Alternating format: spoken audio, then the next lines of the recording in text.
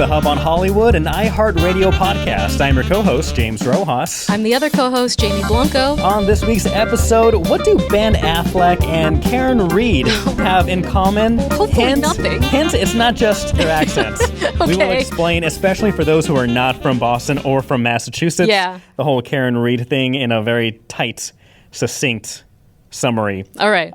Lights, Camera, Action production on Boston Blue is underway. It is the spinoff of Blue Bloods. That's right. That's the show. Muy bien. Also, what also is showing up on so many people's feeds and across YouTube are these reaction videos around this new movie on Netflix. K-Pop Demon Hunters. K-Pop Demon Hunters. What more do you need to watch this film? We're going to get into that. Full spoilers, I understand. And some lore. And some lore. And the future of K-pop demons. Oh, goodness. But first, Jamie, we are on a mission. Okay. We're on a mission to save comedies. Let's go. So the new movie, The Naked Gun, starring Liam Neeson and Pamela Anderson, comes out today. We are recording Friday, so hits theaters August 1st. And this is... The buzz is very positive so far. People are liking the movie. Okay. My wife and I, we really want to watch the movie in theaters, so we had to figure out a time to do so, because this is one of those movies where people have been waiting for. They didn't realize they needed this combo of Pam Anderson and Liam Neeson. And they're on a mission to not only obviously get butts into seats, but to also save comedies, because That's apparently wonderful. There are fewer and fewer comedies being shown at the movie theaters. The more I think about it, the more you're right. Because when you texted me earlier, you're like, oh, come up with a list of your favorite comedies.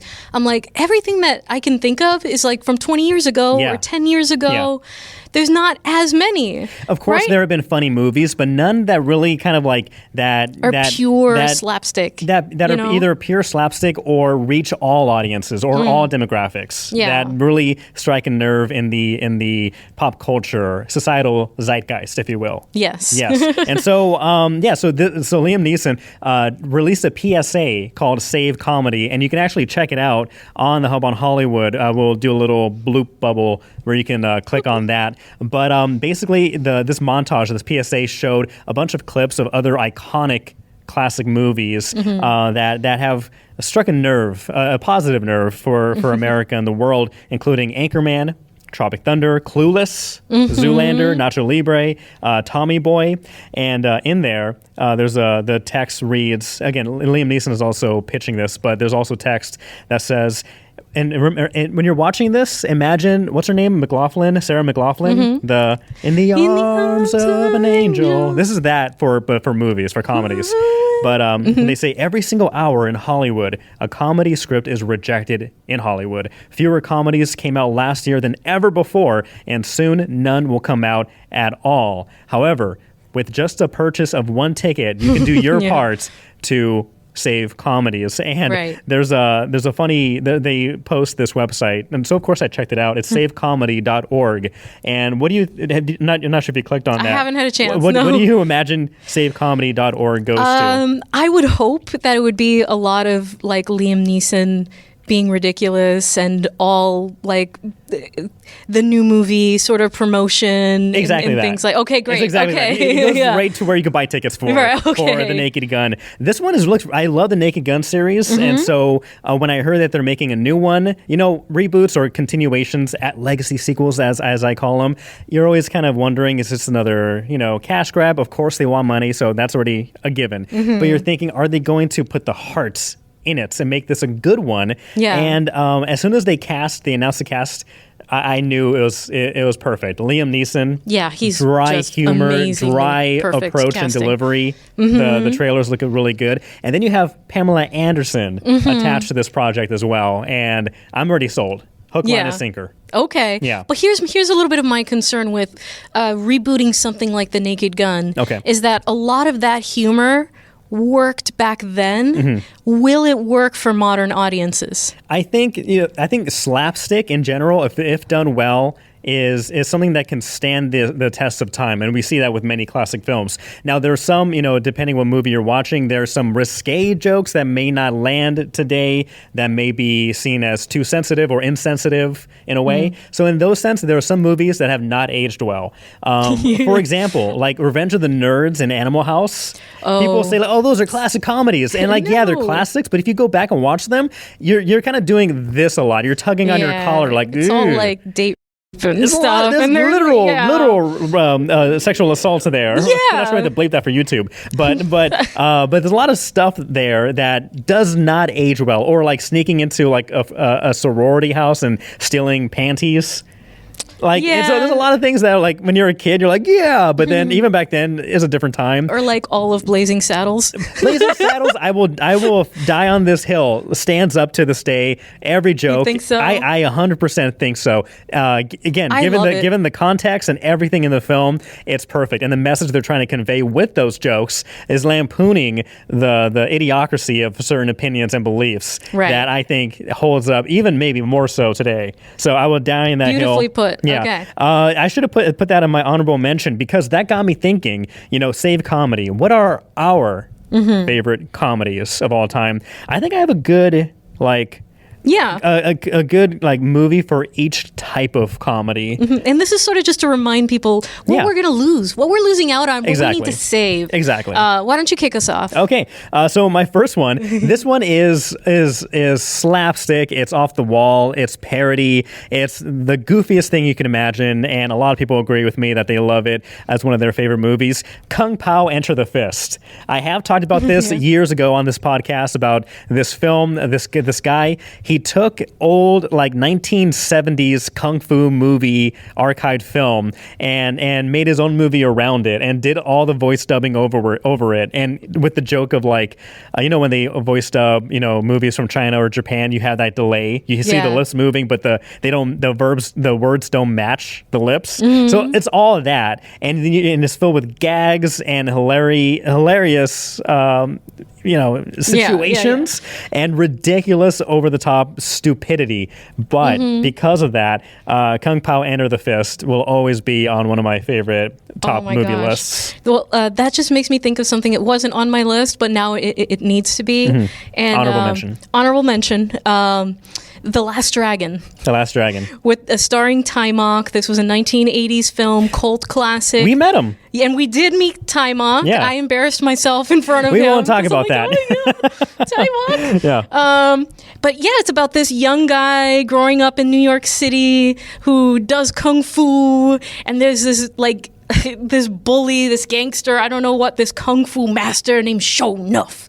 And he wants to be, he's the best. He's got the glow, right? And and he will not leave the, Taimak's character alone. And Bruce, wow, what's his name? Oh God, Bruce Leroy. Okay, right, not Bruce nice. Lee. Love it. Bruce Leroy. Love it. Right, and so Bruce Leroy is all peaceful, and Shonuff's coming after him and his family, and he's got to get the glow, right? And it's all just 80s nonsense, and then there's like a pop star in there too, and at the end, like, there's this epic battle that's like super. Is this streaming cheesy. Anywhere? Can people find this? I don't know if it's streaming. Do you have a DVD? Yeah, you have the DVD. If you want to see this movie, go to Jamie's house. Oh my God, I love it so much. Yeah, come over to my house and put it on popcorn. Right here, yeah, right. But it's so good. It makes me feel so good. It makes me laugh like every single time. And at the end, of course, he gets the glow, and it's amazing. It's amazing. The Last Dragon. The Last Dragon. Yeah. So that's honorable mention, or does that bump another movie off the five? It bumps up something off the list. Okay. It's got to be on the list. Okay, cool. My next one, Dumb and Dumber. Of course. Doesn't get any better than that. Classic. You have Jeff Daniels. You have Jim Carrey. Jim Carrey. You have Jim Carrey. I was gonna call him Tom Carrey. Jim Carrey. That's one of those movies that I've watched a million times, and it just gets better with age, because when you watch the movie as a kid, you're watching these two buffoons just stumble over each other and do dumb, awkward things, and it's silly. And Jim Carrey's making faces and things.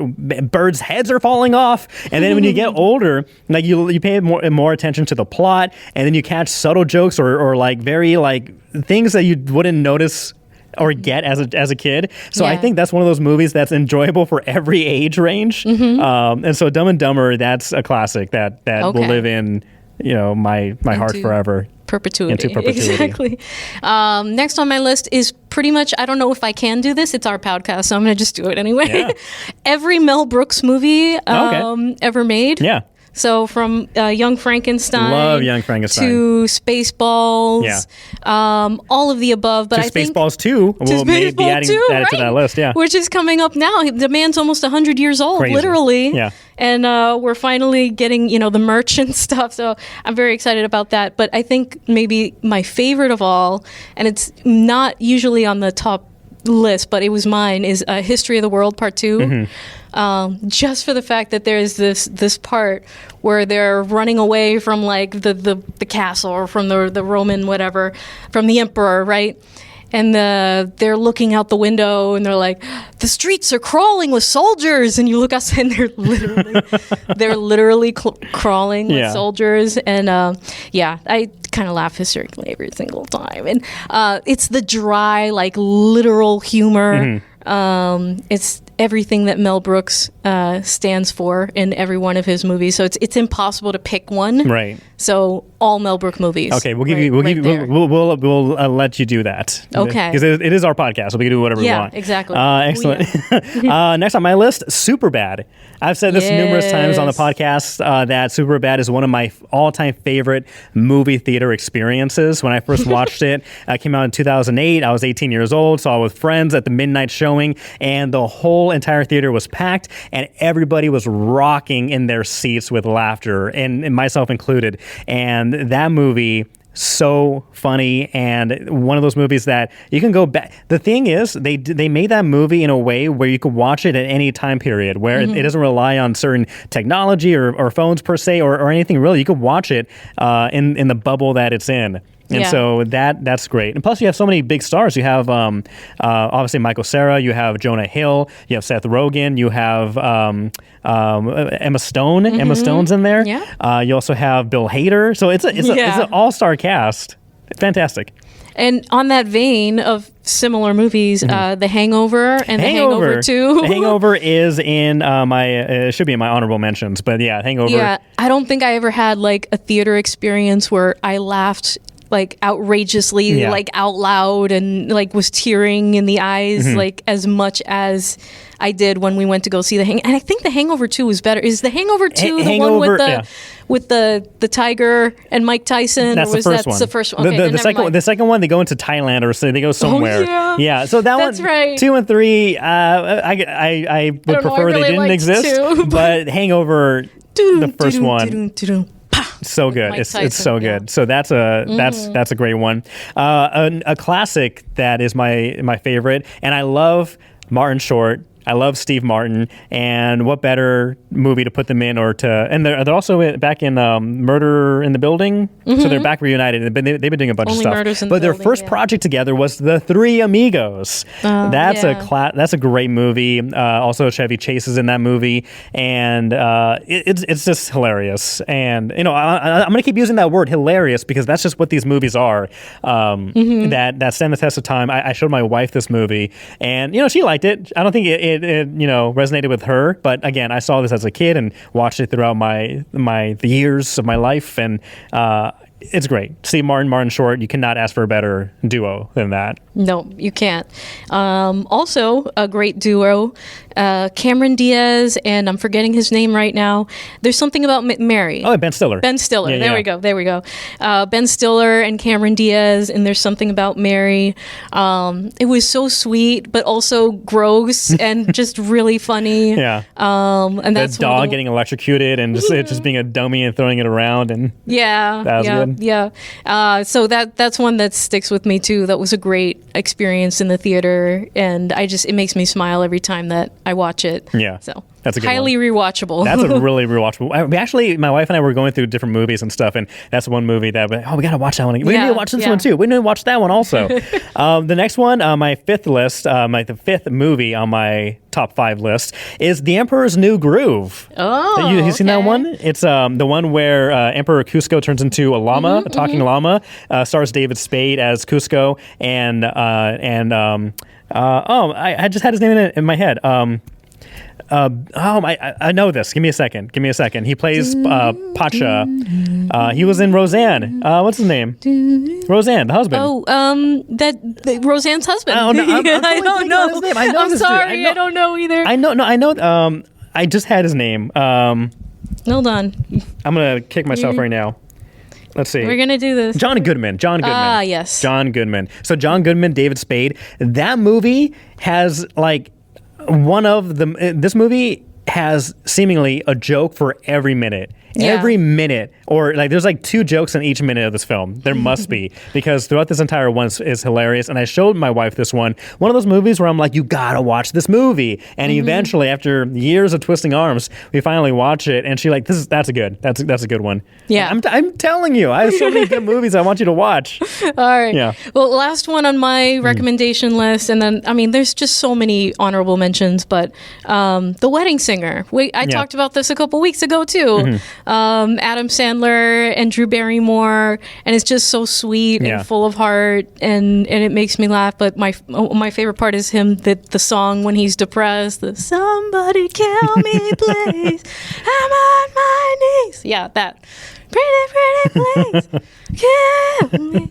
I'm going to a concert today, so I'm into that. She's in the mode. Yeah, we're in the mode. We're going to be talking about concerts and things. We're going to be more topics up ahead. Yeah. But what's at the end of your list here? So honorable mentions: Anchorman. That's a great one. Yeah. So many quotable phrases and things in that film. The Anchorman is actually one of those films where I watched it the first time, and I swear, I watched it with my dad and my sister, and I didn't laugh once. It just didn't click for me, and I didn't get it at all. Not that I didn't get that this is supposed to be a joke, that's supposed to be a joke, that's supposed to be a joke. It just nothing was landing for me. But then it's one of those films where the more times I've watched it, the funnier it gets, and so that's a film that grew on me. So I'm actually curious if anybody has a movie of their own that was like that, where you watched it the first time, you didn't get it or appreciate it, and then eventually oh wait, this is actually a great, hilarious movie or a fantastic movie. Next one is Planes. Starring Leslie Nielsen, who was also in, the Naked Gun films and everything else. That's great. And also Planes, Trains, and Automobiles. Oh, sorry, I meant Airplane. And then the last one is Plane, Trains, and Automobiles. Mm-hmm. Yeah, so that's a good one. The Birdcage. There's so many honorable mentions. The Birdcage starring Robin Williams. Check that one out also. Yeah. And as far as quotable, Airplane, there are so many freaking quotes that are just now part of that are just now part of the lexicon and things like that. Excuse me, I speak jive. Yeah, I know. Hey, James, do you like Gladiators? Oh. Never seen a grown man naked. Oh my god! Yeah. Again, stuff that doesn't really age well, but it's hilarious. And you got to appreciate it for what it is, guys. I love it, and I hope people appreciate the new Naked Gun film. Again, it comes out today. It's had a pretty good Thursday preview, so it made $1.6 million on its preview release. It's expected to make between $15 and $17 million over the weekend. It's going up against Fantastic Four, which is still getting breaking in the dough, and also The Bad Guys 2. Have you seen The Bad Guys? Not yet, but I heard it's good. I saw the first one. I saw the first one. Yeah. Okay. I saw the first one, and we've read all the books because I have a child in that age range. Zootopia 2 is coming out. Mm-hmm. Yeah. A lot of animal stuff. Zootopia creeps me out a little bit. Yeah, but The Bad Guys is fun. Yeah, that's good. But yeah, I'm hoping the Naked Gun gets a lively audience to save comedies. I do want to mention, lastly, connected to the Naked Gun, of course, starring Liam Neeson, Pamela Anderson. Have you heard the rumor / confirmation that they are dating? Has it been confirmed though? Not confirmed per se, but there's so much video of them like gushing over each other during the interviews, promoting this movie, touching each other, hugging each other. There's a video that just came out where Pamela Anderson's like they're on like a little boat and they're going through a canal or something, and she's doing the Titanic, the Rose, and Liam's right behind her holding her waist. Aww. And there's another clip where somebody asks Liam, "What's your proudest moment as an actor?" And he goes, "Working with Pamela Anderson." And they both like I don't know. There's if they're not dating, chemistry. Yeah, they should.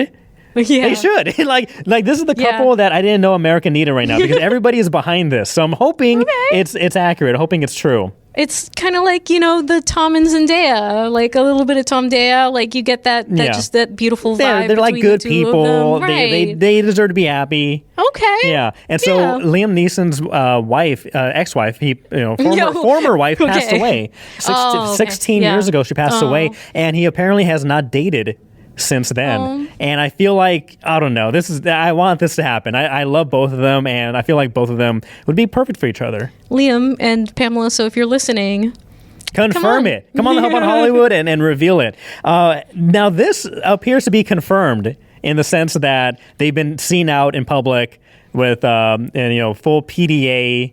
Oh boy. Have you seen this one? Tom Cruise and Ana de Armas. No. A couple.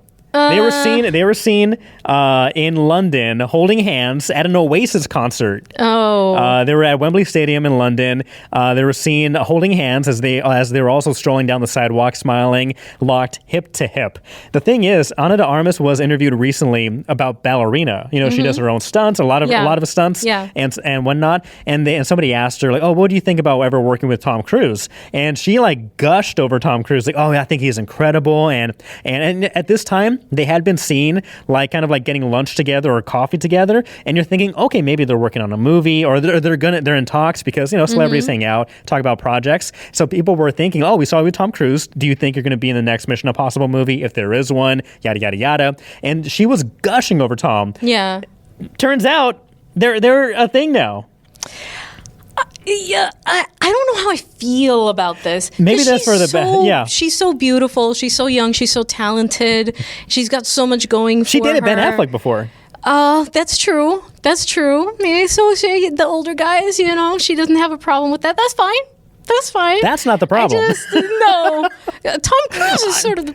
I love Tom Cruise, the movie star. I'm just going to say that. Yeah, there we go. I'm going to leave it there. Okay. But that's a surprising matchup. I think that is a surprising matchup, and I think it's funny that they were spotted at a concert together. Speaking of concerts, there was one in Massachusetts not too long ago that led to some craziness. Some infidelity to be exposed. Yeah, and some fallout. Just a little bit of fallout. Which is a Tom Cruise movie. Oh my God! See, look how we're all connected. The dots. Oh my God! It's all part of the conspiracy. Also part of the conspiracy, apparently hiring Chris Martin's ex-wife, Gwyneth Paltrow, to do emergency PR response for the company Astronomer, of whom, the CEO and the HR director were caught canoodling. So they brought in Chris Martin's ex-wife to do damage control.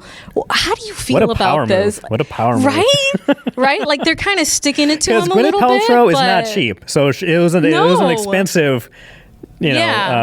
purchasing of services to have her do a PR commercial. Again, the commercial was kind of funny because they're like, "Oh, I'm talking for Astronomer now, and we know you've taken a lot of interest in us, and people have shown a lot of interest recently for some reason, and we've been answering the questions online." And they ask, they show the beginning of a question saying, "What do you think about your?" And then she interrupts it by no. It's like the question is like, OMG, what the actual F, and then it cuts off to Gwyneth talking about yes, we are the best company for to data help you with your collection or analysis flow, and all of these other data elements and things like that. And I think the second question was, so how is your social media team holding up? Yes, we do have a conference coming up where you can learn more about Astronomer and stuff like that. So I thought it was really well done with a nice subtle dig and moving forward. I don't even think it's a dig to Chris Martin. I mean, like,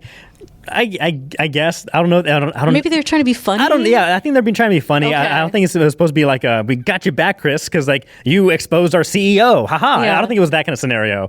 I think it was just kind of like, wouldn't it be funny? Yeah. I think that was it. Okay. But, and does she continue? Yeah. Oh, what's that? Does she continue to be the permanent PR for astronomer? No, I think it was just a very short term. Yeah. I don't think they can afford that moving forward. No. So, it's She's just very, very smart marketing there. So, way to go, Gwyneth. Mm-hmm. Nice to see you. All right. Were you going to say something? No. Okay. Well, I'm going to say something. All right. We got some more filming and production work happening in Massachusetts. That is correct. Yeah. We've got Boston Blue. Boston Blue, dude. With one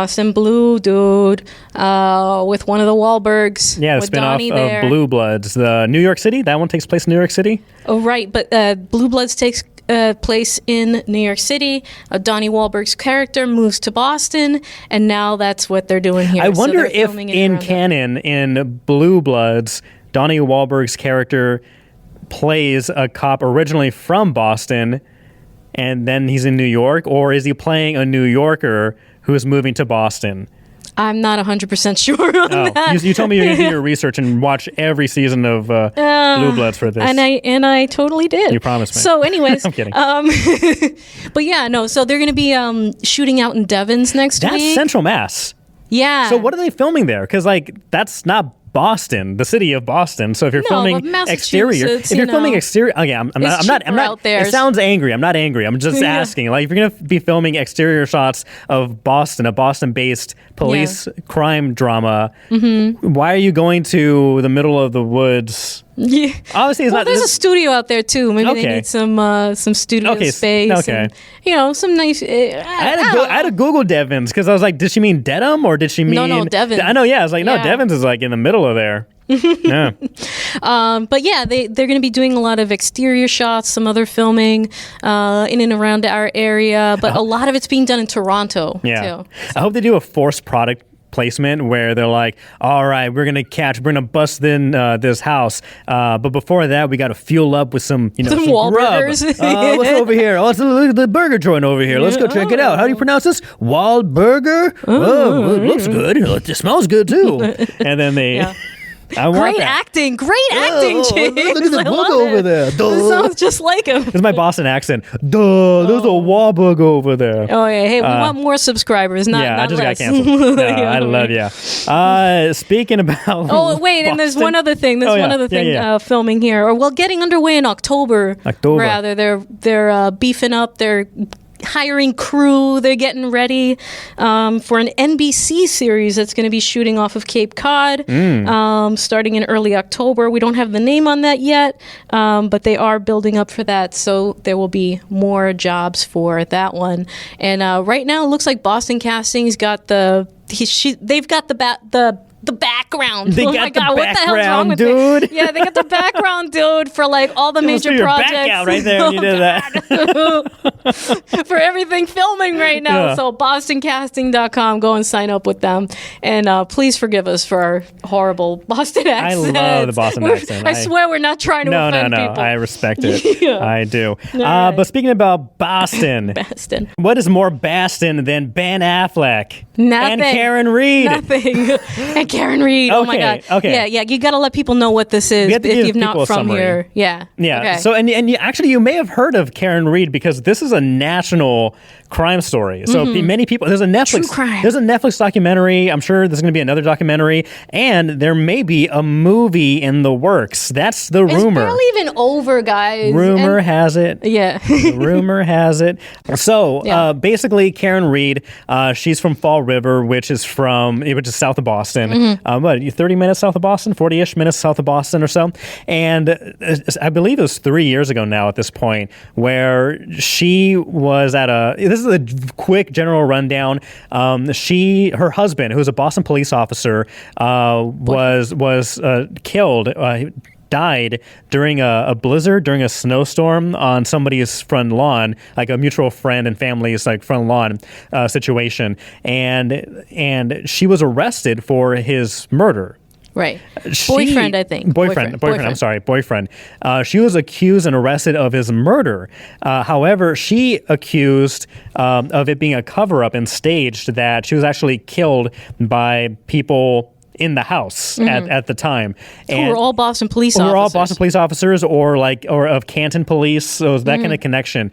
And she was saying that she was being framed for this. And so that was her defense. Went to court. It was like the trial of the year. It must have been the trial of the year, because everybody was talking about it, covering it wall to wall. And then the first trial ended in a mistrial because the jury could not come to a conclusion of whether or not she murdered her boyfriend, who was, again, Boston police officer. And then the whole conspiracy angle to it. A lot of people were going online who were on her side, saying, there's a conspiracy by the police departments and law enforcement and the judicial system. She's being used as a scapegoat. And then you had all these people doing their own kind of research. And there's one person who goes by the name Turtle Boy, and his name is Aiden Kearney. And he actually got in trouble, accused of, I forget exactly what it was, but he got arrested and charged for, I think, interference of some sort. I don't quote me on that. I was not the one who was covering that story, but basically he got in trouble, and he went through his own court system, and continues to advocate that Karen Reed was innocent and being framed. The trial her case went to trial again. So she was, because the first one ended in a mistrial, now she's back on trial. That one ended with her being found not guilty of murder or manslaughter. Yeah. She was found guilty of DUI or OWI, operating under the influence, but not for murder. That's the long, short story of it. So back to Ben Affleck. What does Ben Affleck come into this picture? What does he have to do with this? So he was recently, pictures of him hanging out with, quote, Turtle Boy, was posted online by Turtle Boy. So they both took Turtle Boy. They took a selfie together, and they took a picture, Turtle Boy's kids with Ben taking a picture as well. And I guess I forget what the quote was, but that they were hanging out. And so that led to the theory of Ben Affleck wants to make the Karen Reed movie. Oh, Lord. And potentially play Turtle Boy, the blogger. I mean, how similar do they look? I don't know what Turtle Boy looks like. It doesn't matter what movie. It doesn't. I wouldn't say their resemblance is close, but it doesn't really matter in movies. Look, this thing just wrapped up a few weeks ago. They made a documentary shortly after the first trial ended. Right, and that was his mistrial. Going. That was still going. Right, and then the civil trial is still going, and nobody knows how he died. And I think there was more evidence. There was a dog involved or something like that. He had dog bites on his body. If you want to go down a rabbit hole, just Google Karen Reed documentary or the Wikipedia page. There's so much out there. There's so much weird things about this. But does it need to be made into a movie? Does it need to be? No. That's subjective. Will it? Probably. Yeah, and so this story is never ending. It's continuing on forever. Yeah. You know what other story is going to continue on forever? What? K-pop Demon Hunter. Will it? Yeah. Apparently. This is not a great transition from murder story to K-pop. No, this is all I have to say about this, about Ben Affleck and Karen Reed. It's Ben, whatever. It's probably going to happen. Yeah. But I'd much rather see the numerous sequels and the live action remakes and the stage musical that is apparently coming out of K-pop Demon Hunter. James. Yes. Did you hear about this before I mentioned it to you? I had not heard about it. Okay. This movie is taking over the internet. It has gone viral. Right now on Netflix, it is its most viewed original animated movie ever of all of Netflix, right? This movie has exploded, and for me, it wasn't really on the radar until my kids started watching YouTube videos, and you know how they kind of scroll and they watch their tung tung tung sahur, and in the background was this music, were these songs from K-pop Demon Hunter. Wow, this sounds really good. Oh my God, what is this from? Oh my God, it's on Netflix. I should watch this with my kids sometime. Yeah. And then, finally we had a day where we're bored, we got nothing to do, we put it on. Oh my God. Oh my god. Oh my god. Oh my god. Dude. Look, dude. This is so fun, so beautiful. Like, I am not easily impressed with animation and fight scenes and things like that. Like, everything is so like the same almost. Like, good, but like nothing that really stands out. The animation in this movie is unlike anything I've ever seen. It is so colorful and so sharp and so, oh my god, it just looks so good, and it's so fun, and it just, you can't even blink. It looks so good, and you don't want to like miss anything, and so stylized, and you just have so much fun watching it. So what is it about? Let me tell you, it's about K-pop stars and demons. Just like the Yeah. So the premise is not overly complicated. You've got 3 K-pop stars in a band called Huntrix, right? You got Rumi, Chloe, and Mira. And they are not only K-pop stars, but they are demon hunters. So they use the power of their voices to suppress the demons from entering the human world. And their voices help to create this thing called the Hanmoon, which is the blanket that separates, our world from the demon world, and it protects people from being eaten by demons. Makes sense. And so as long as they are popular and people love them and are singing their songs, the Hanmoon is safe, and the demons, are stuck in their world. Yeah. Enter the demons, right? Gosh, what's his name? Really quick, this sounds like an AI generated like plot. No, it's not. They're like, what? No, I'm not. I don't mean it. I don't mean it in an entirely bad way. But it's like you have K-pop, you have like demons, hunters, catchy music, flashy lights, cool animation. Like, this just sounds like Netflix going to like ChatGPT and like, hey, what are kids into right now, and how can we make money? Genu. Yeah, but it works. It works. It works because this is like a premise that could easily have been corny, stupid, done poorly, like just been a cash grab. But no, it was actually a very well done story that actually ends up having a lot of heart. And I don't think it only appeals to children. I don't think it only appeals to women. I think it appeals to everybody. Everybody gets sucked in particular by the demons who decide, we haven't been able to fight against Huntrix. We haven't been able to stop the hunters, right? Yeah. Why don't we fight them at their own game? Why don't we create their own pop band? Whoa. So enter the demon boy band, the Saja Boys. Interesting. Do they go on tour together? No. Led by Genu. That was a fair question. They do have like autograph signings together, and they do like variety shows together. So what do the demons want to do? What's their goal? They want souls. They want your soul, James. They want to eat people. They want to eat people's souls.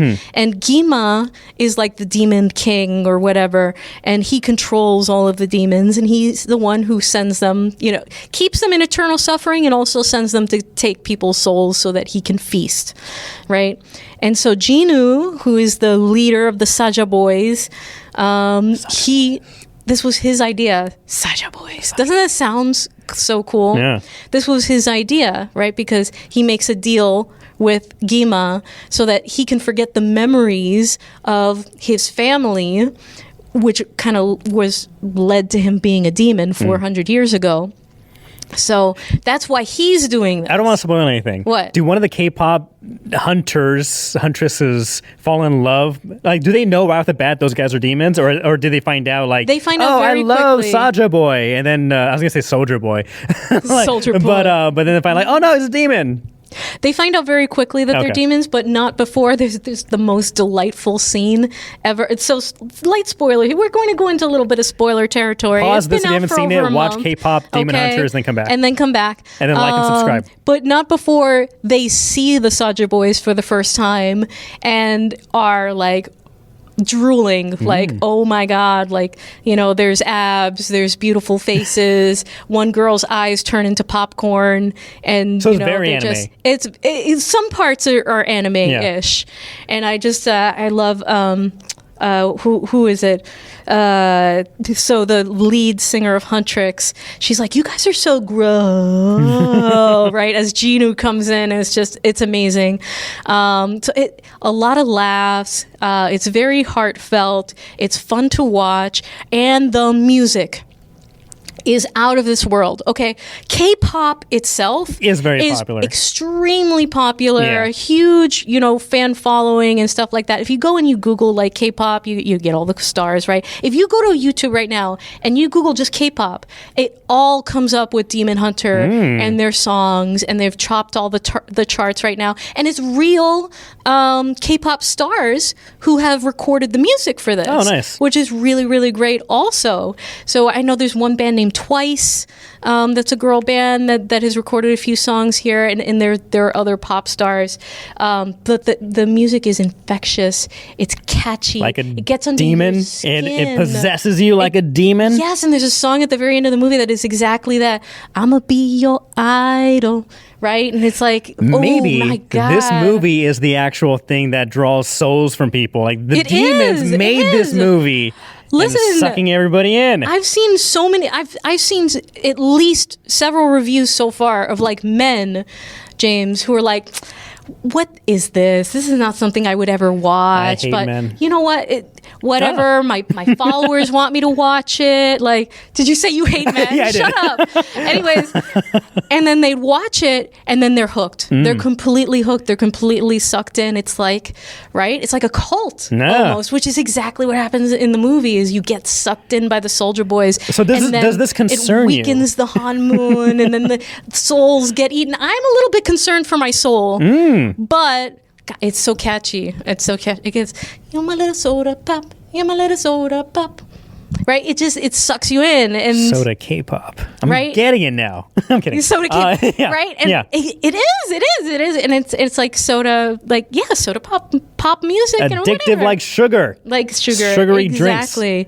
But the music is unbelievable. And it's not all of it is like stupid like soda pop. Yeah. Right? They all have like deep meaning. There's great themes explored here. I am a sucker for. If there's anything that I'm a sucker for, it's a redemption story.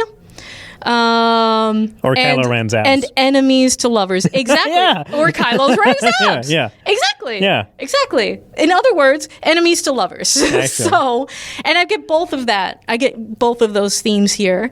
But also self-love, accepting yourself, accepting all parts of yourself, like really great messages as a part of it. Because the secret is, James, is that the lead singer of Huntrix, spoilers, is half demon. She's half demon. Oh. Right? Is she the one that can bring them both together? Like, hey guys, aren't we all kind of like cool and not cool? Let's be cool together. She's been hiding it her whole life. No. And being told that nobody will accept her, not even her friends. So she has chosen a side, though. She's like, I'm going to be with the good ones and she's screw the other demons. I'm only a hunter. She's like, I got my end. I'm pulling the ladder up behind me. Kind of a thing. Yeah. But then it starts to take over, right? It starts to take over because she's not acknowledging that part of herself. She's hating herself. There's self-hatred there. She's hating herself. Yeah. But she has to K-love herself. She does. She has to accept herself. And when she finally does, that's when they create a new Hanmun and they make it golden, right?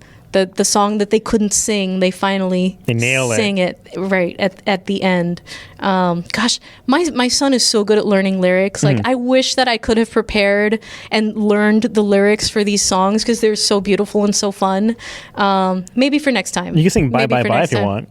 No, but my review is now done. Oh, that nice. Is part of it. That's one of the songs in the. So it sounds like they may make sequels. The thing is, they are going to make sequels. Now here's do you read what I wrote down? There's talks or rumors that they may make a live action remake. How?